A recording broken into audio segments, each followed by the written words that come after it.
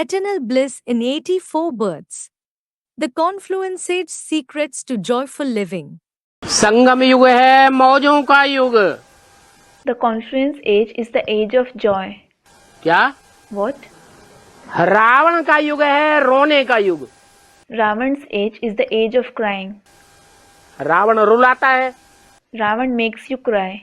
तो रोने का ही युग होगा ना। So it will certainly be the age of crying, won't it?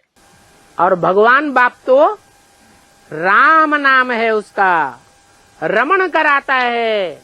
योगी लोग जिसकी स्मृति में रमण करते हैं, खेलते हैं, प्रसन्न रहते हैं, वो है राम। रम्यते योगिनो यस्मिन्नीते Ram. And the name of God the Father is in fact Ram. He makes you delighted.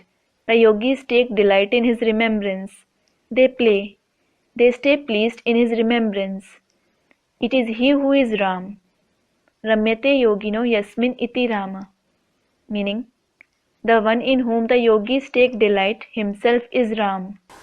भगवान राम उसका काम है हंसाना, खुश करना। God Ram's task is to make you laugh, to make you joyous. तो जहाँ खुशी रहेगी वहाँ संगम युग में मौज ही मौज है। So where there is joy and only joy in the confluence age. कब? When? जब भगवान का ज्ञान धारण करेंगे। It is when you assimilate God's knowledge. अज्ञान में रहेंगे तो रोएंगे, If you stay in ignorance, you will cry.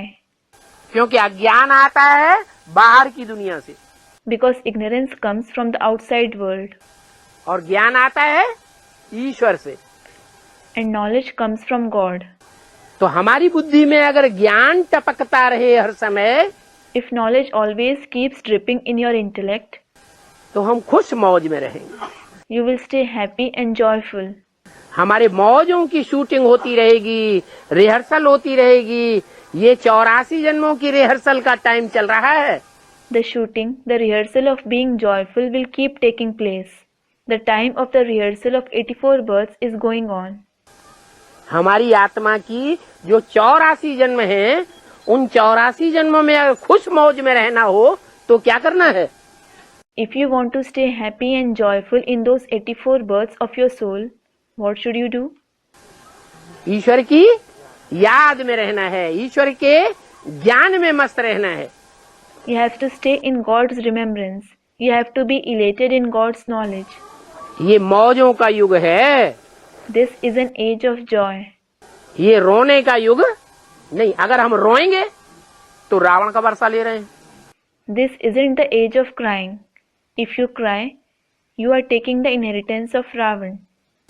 Ravan का वर्षा लेंगे If you take the inheritance of Ravan, तो फिर द्वैतवादी द्वापर युग जब शुरू होगा, when dualistic copper age begins, द्वैत द्वापर, दो धर्म, दो राज्य, दो कुल, दो मतें, 2 से 4, 4 से 8, दुनिया में मतांतर बढ़ते ही जाते हैं। student commented, Dvait, that is duality, Dwapur, that is copper age. There are 2 religions, 2 kingdoms, 2 clans, 2 opinions. From 2 to 4, 4 to 8, difference of opinion just keeps increasing in the world. तो द्वापर कलयुगी रावण की दुनिया में हम जाकर के दुखी होते रहेंगे। You will keep becoming sorrowful, going to that copper and iron age of Ravan. इसलिए अभी भगवान के बच्चे बनने के बाद रोने की शूटिंग बिल्कुल नहीं करना चाहिए।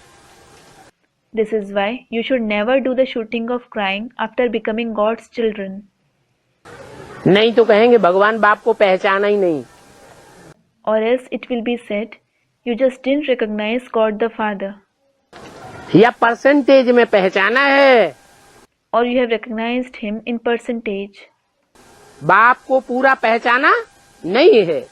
You didn't recognize the Father completely.